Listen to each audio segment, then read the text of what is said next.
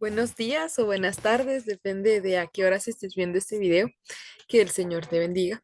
En esta tarde voy a hablar de un tema muy interesante y este tema se llama desventajas y ventajas de una iglesia multiplicadora. Y alguien se dirá, ¿qué es una iglesia multiplicadora? La palabra en sí puede tener dos significados, ¿no? Uno, una iglesia que evangeliza y se multiplica, digamos, más miembros en la iglesia y puede llegar a ser una mega iglesia. Y dos, que es la que voy a tratar ahora, una iglesia que em, evangeliza, hace lo mismo, pero en lugar de convertirse como en más grande, lo que hace es que planta iglesias. Por ejemplo, evangeliza en cierto sector y en ese sector dice, bueno, aquí ya hay varios que ya han sido evangelizados, que tenemos células que estamos discipulando. Entonces lo que vamos a hacer es que vamos a comenzar ahí una iglesia. Va a ser otra de las iglesias porque la iglesia principal fue la que sembró esta iglesia, pero va a ser una iglesia autónoma. Entonces, ese es el significado. Básicamente, una iglesia multiplicadora se podría entender como una iglesia pequeña o una iglesia reformadora o la iglesia de los primeros, em, ahora se me va la palabra, pero las primeras denominaciones como metodista, bautista, centroamericana. Pero voy a compartirles esto. em,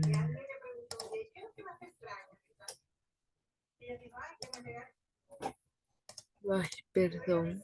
Aquí está, lo siento. Aquí está. De ventajas y desventajas de las iglesias multiplicadoras. Las ventajas. Pues una ventaja es que Jesús mismo tuvo un ministerio pequeño. Fueron 12 exactamente los que estuvieron con él así más a fondo, ¿no? Y desde ese ministerio pequeño se multiplicó. Y de la misma manera, pues hace este ministerio una iglesia pequeña o una iglesia multiplicadora. La segunda ventaja es que hay más interacción entre hermanos, o sea, es bonito, los hermanos se hablan y se conocen, probablemente todos conocen el nombre de todos, dónde trabajan, qué hacen, y de cierta manera eso ya da idea de las necesidades que pueden tener, y es como que más relacional. La tercera ventaja es que el ambiente de por sí es muy bonito, por lo mismo que se conocen, las personas pues están alegres y se aman las unas a las otras. La cuarta ventaja, y esto va más para el pastor, es que es más fácil para un pastor pastorear menos ovejas, ¿no? Porque le puede dar un cuidado especial a cada una.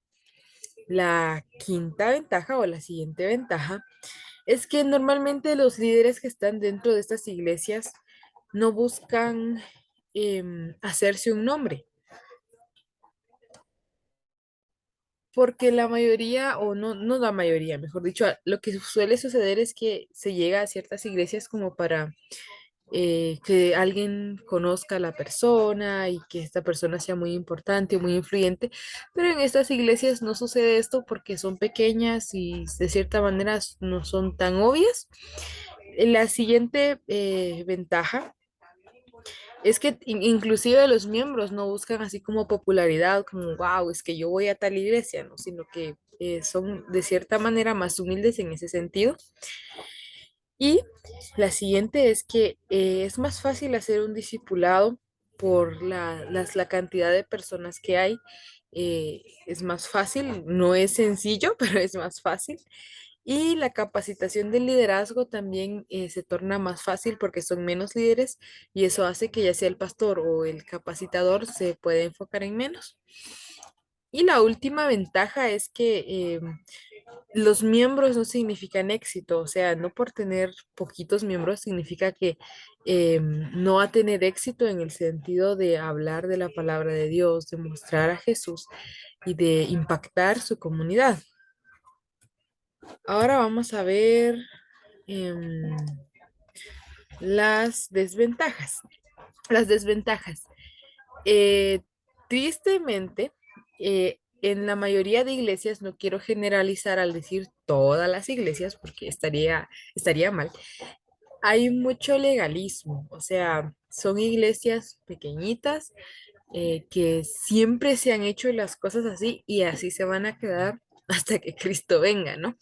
Y en este sentido, bien se ha dicho, o bien dice un hermano que se llama Paul Washer, que la iglesia no tiene que ser como un circo, ¿no? Como que necesita la gente de atracciones, eso lo vamos a tener.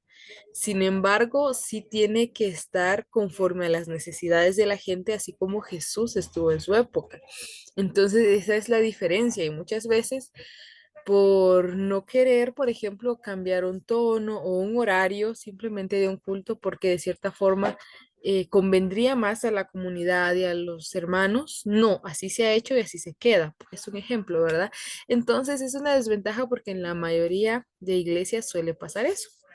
La otra desventaja es parecida, no se quiere hacer cambios pequeños, por más pequeños que sean, sino que, bueno, perdón, la primera ventaja tenía más que ver como la forma en la que esta iglesia ve al mundo exterior, como nosotros estamos lejos de ellos y nosotros somos mejores que ellos, ajá, perdón. Y esta desventaja, perdón, es lo que expliqué hace un momento, que no se quieren realizar cambios por más pequeños que sean, como horarios, incluso la música que se coloca cuando los hermanos van llegando, no se quiere hacer cambios.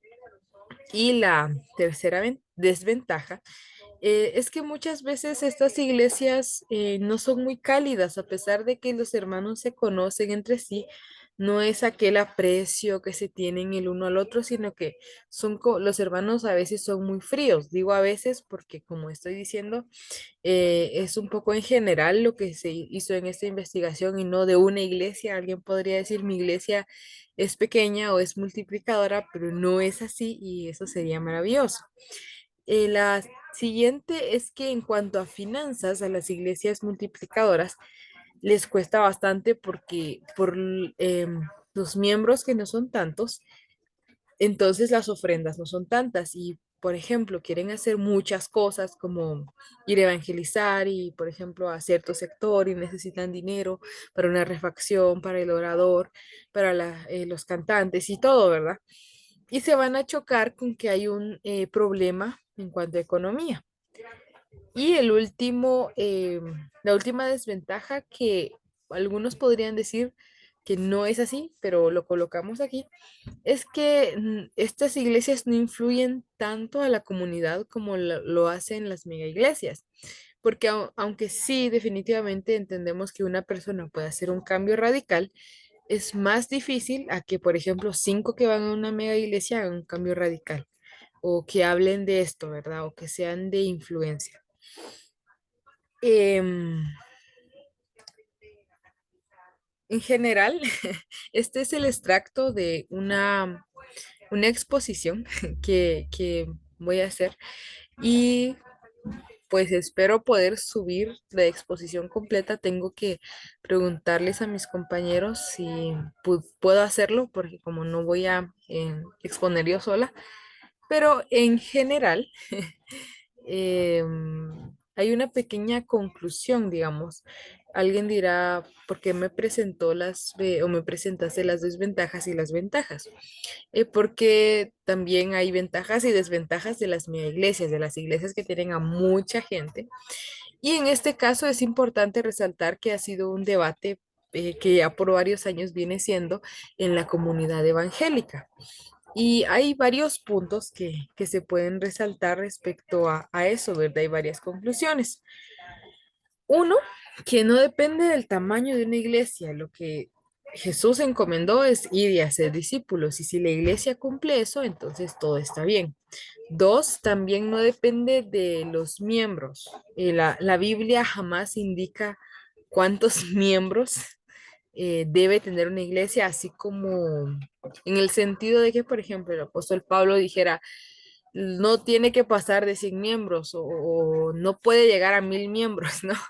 o 2000 miembros. No, jamás en la Biblia uno va a encontrar un versículo así. Y quiero leerles algo que el hermano pastor Miguel Núñez dice. Dice, Dios nos da pequeñas iglesias, Dios nos da mega iglesias medianas, Dios nos da iglesias grandes y muy grandes. Todas ellas son parte de su plan. Dejemos de criticarnos y empecemos a trabajar juntos. Podemos sorprendernos de cómo Dios nos usará.